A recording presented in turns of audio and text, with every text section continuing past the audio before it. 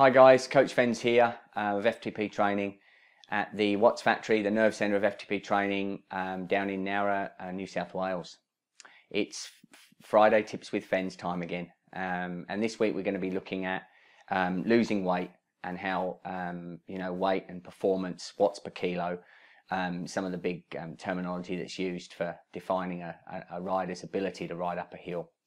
So again, weight is the curse, the general scourge of the cyclist.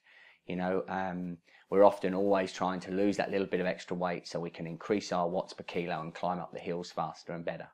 But what is the best way to lose weight?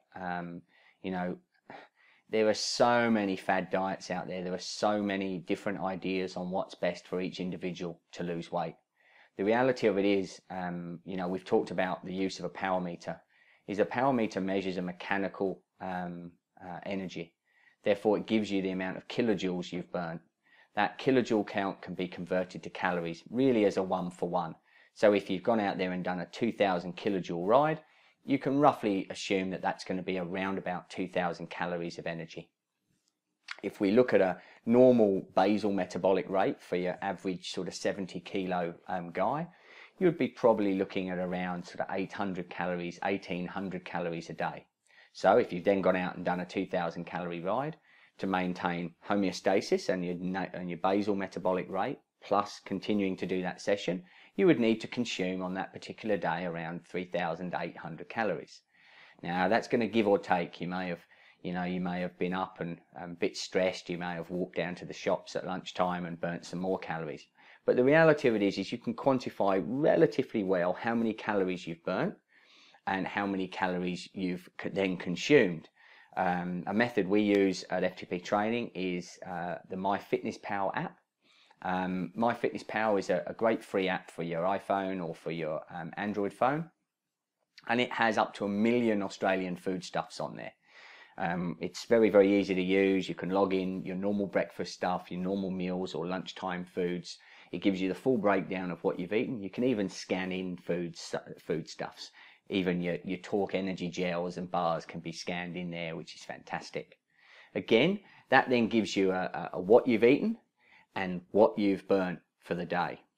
My basic rule of thumb for most of my athletes wanting to just lose some weight would be to have a deficit of around 300 calories a day. Okay, 300 calories a day is not so much that you're going to feel completely tired and washed out. It's just going to create a small loss in body weight over time, and that's the best way to lose weight. Again, there are lots and lots of different fad diets out there that try and lose body weight very, very quickly. Most of the time, those methods are actually just losing water. You're just losing a load of water mass out of your body, and what we call glycogen, which is the way in which we store energy within our muscles. It's held with water in our muscles, so therefore when we're in a starved state, we've got less glycogen and we could be a kilo or so lighter. So again, those fad diets, the crash diets, the reductions are not good for us. You certainly can't go out and complete a decent training session if you're on a massive crash diet.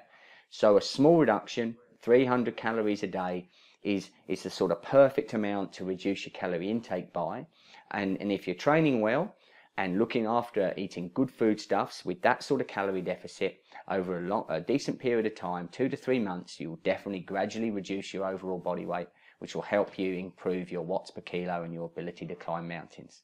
Again, if you have queries and questions about this, please get in touch with us via our comment section on our FTP Training website, or give us a call or Facebook message to FTP Training. We'll do our very best to answer your questions. Thanks for joining us, guys. Take care, and I'll see you on the trail. Bye-bye.